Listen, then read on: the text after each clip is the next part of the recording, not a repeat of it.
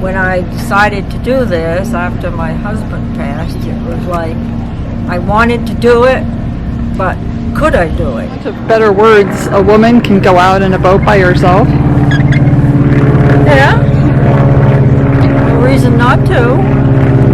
No reason to be scared. Just you gotta have faith in yourself. Never mind what others think. Hi, Susie and Leslie here. We're Grannies on the Grow. We're saying get off your butts. That's B-U-T, of course, and do what you love. Subscribe and be a Granny Fanny. Episode 18, Pamela Pierce, Lobster Fisherman and Kick Butt Granny. Pamela grew up in Maine next door to a neighbor who had lobster traps. She remembers seeing all his traps. Then she married a fisherman and worked hard and long fishing and raising her children. After her husband passed away, she decided to continue lobster fishing. At first, she was the only woman around the dock. But now, every harbor has a woman who fish for lobster. It's not just for men anymore.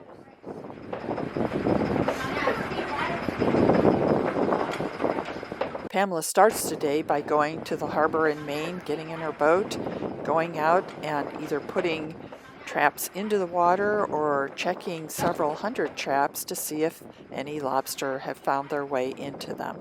Yeah. Did you go today, Mom? What? Did you go today? No, I'm not going today. Tomorrow. Yeah.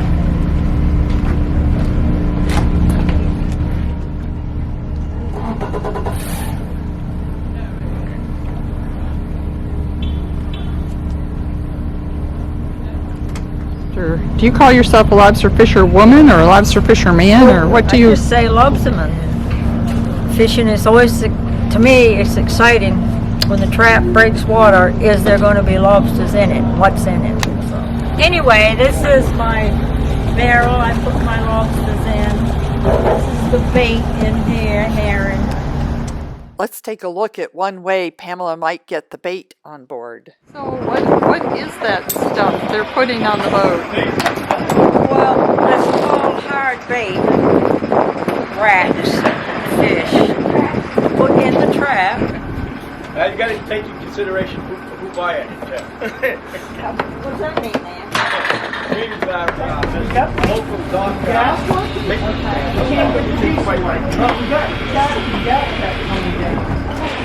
No, that's fine, Pam. Did you what was it making tomorrow or? No, tomorrow we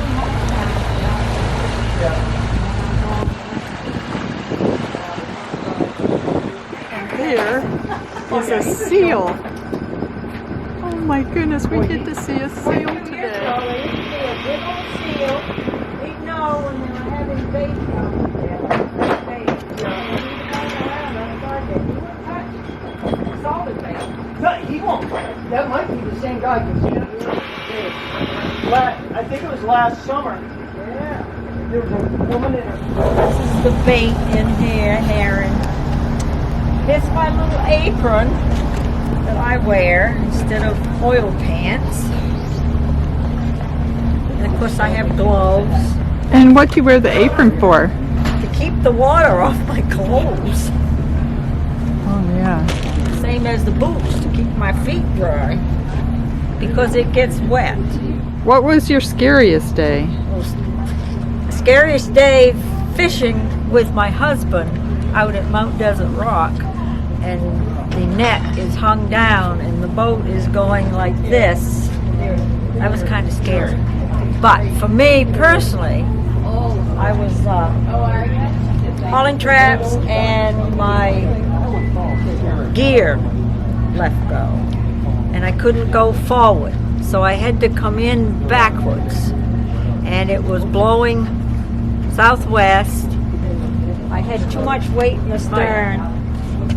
The water was sloshing over the stern because I'm going backwards trying to get into the harbor. Thankfully, a couple saw me up on shore and thought I was sinking, which I wasn't. They got in their boat and came out and towed me in. So that's my personal scariest day. Not that I was scared. I really wasn't scared. but it was just concerning. Cool. What kept you from panicking? Well, I guess I always have trust in God that He'd take care of me. And as long as I had the reverse, I knew I'd get there sometime. And it all worked out fine. Well, it was interesting. Last year I had a sternman with me, and the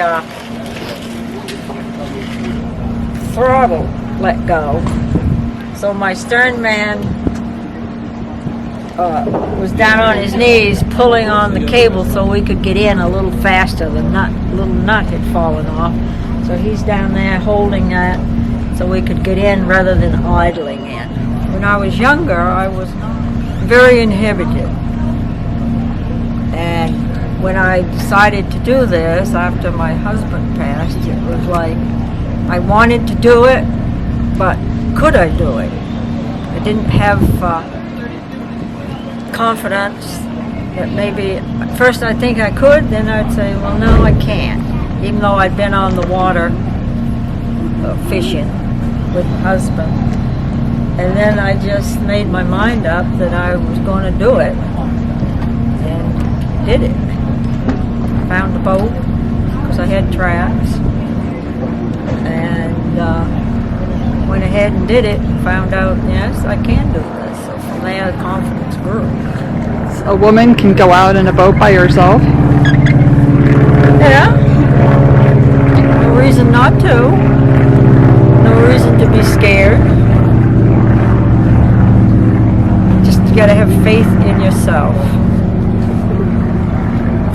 Never mind what others think. What would be the very best day as a lobsterman? When you got a big catch. How many do you think a big catch would be? For me, Yeah. well, I have caught up to 300 pounds. That's a good day for the number of traps I have and for a little boat. Good. But I'm always happy whatever I get. I don't look for more and more. So how many lobster are there in 300 pounds, do you How think? many lobster? Well, that's kind of hard to say. So if a good catch is 300 pounds, what would be a sort of a ballpark of In how many count? lobster there would be? These are all lobster. Well, on average, the smallest lobster you can take is about a pound. The biggest would be close to 5 pounds. But the average that you catch is a pound and a quarter up to a pound and a half. You have to figure it out.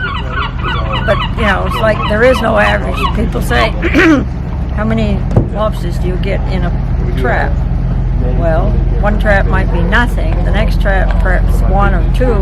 Then maybe there's the trap that's got 5 or 6 in it. So you could average that out, but you still wouldn't know the exact average, I guess. And then what do you do with the lobster after you catch them? What do you do with them?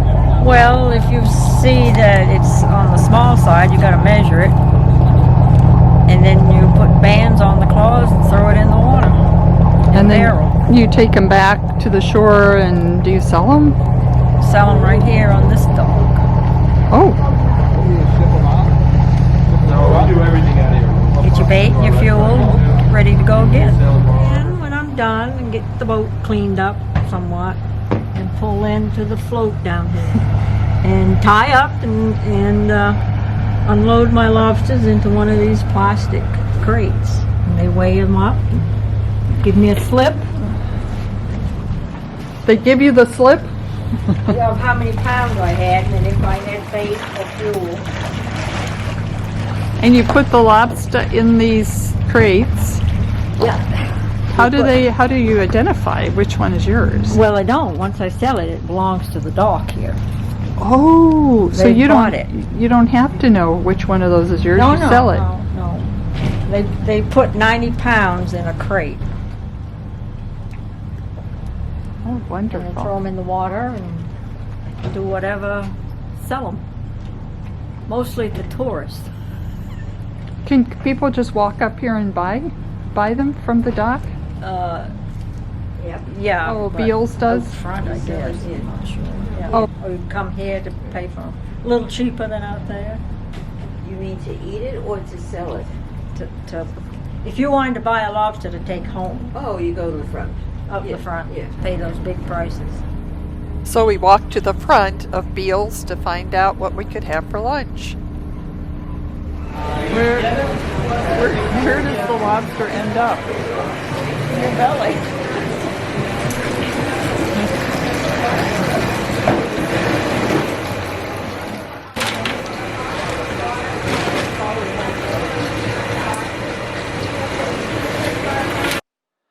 And a great feast we had. Everything from lobster rolls to they also serve clam chowder and all sorts of chowder and lobster and corn. As we sat in the harbor and had our lunch, we saw a Coast Guard putting in a boat and leaving to go out and protect our shores. What a great day to be with Kickbutt Granny, Pamela Pierce Lobster Fisherman. A shout out and thanks to Pamela and all the fishermen that go out in dangerous times and in good times and provide us all with food. Thank you.